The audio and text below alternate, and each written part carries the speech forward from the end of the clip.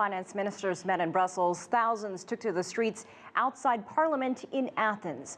Protesters chanted and waved flags in support of the far-left government's stance on modifying the country's international bailout. One opinion poll says 75% of Greek citizens support ending the bailout. Eurozone finance ministers, again, as we mentioned, will meet again on Monday. More protests are planned around that meeting. And joining me now to talk more about this clash between Greece and the other EU members is Paulo Mauro. He's a senior fellow at the Peterson Institute for International Economics. Thank you so much for joining us. You know, we heard the news, nothing came out of this meeting, no agreement was made. The sides couldn't even agree to put out a joint statement. Are you surprised? I'm not surprised, and I think everybody understands that it's very important to come to an agreement quickly, but I don't think anybody expected that an agreement would be reached today. I think the good news is that discussions will continue. I think everybody understands the importance of coming to an agreement. I think the sides have lots of margin for coming to a common ground. We can discuss the details, but it's very important that this happens quickly because providing certainty is the way in which investment will return, economic growth will return. So I think it's in everybody's interest that a deal be reached soon. Well, you said quickly and soon, but there are some deadlines in place. We have the end of the month. What do you make of the 10-point proposal that Greece put forth? Is it realistic? And do you think that there will be some compromise? I think there will be compromise. I think that there's a good degree of flexibility that can be used. One thing that the Greek side has always argued for is some more relief on the debt.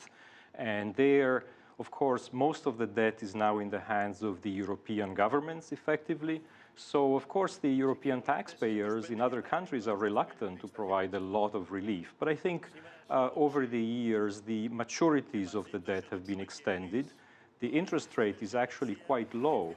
We're talking about 50 basis points above funding costs. So the interest rates are already low, but they could be made even lower. So I think that's a margin of negotiation that can be used. Another interesting proposal that the Greek side put forward is to let them pay a little bit less if the economy remains stagnant, but to have greater payments in the event that economic growth picks up. So again, that's one margin of negotiation that should be used. But depending on what's agreed upon, do you think it could set a precedent for perhaps, you know, maybe Greece does the same thing again a year from now, or maybe for other countries in the EU who say, hey, you know, you cut this deal with Greece, Portugal says we want the same thing? That's a reasonable thing to say. And of course, this morning, the Irish finance minister took a hard line, saying that we shouldn't be too lenient in terms of debt relief because, of course, countries such as Ireland and Portugal did their homework. They successfully completed their programs. They returned to the markets. I think the situation in Greece is different. It was different to begin with. The depth of the recession was much greater. It's a more difficult situation to come out of. Some people say, well, if you make it too easy for Greece now, they're going to return to bad behavior. But the reality is that the situation has really been terrible for the Greek population.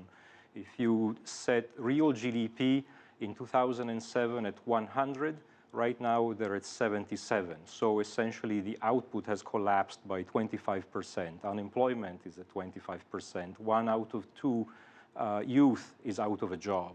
So the situation is really bad, and nobody wants to be in the same position as Greece. So I think they do deserve a little bit of leniency, and I don't think anybody's going to want to get into that situation in the future. But now we're dealing with a new government. You know, before the EU had a set of leaders it had dealt with, and now there's a little bit of an unknown with the new leadership in Greece. What's the worst case scenario here? Could Greece leave the EU and go back to its own currency?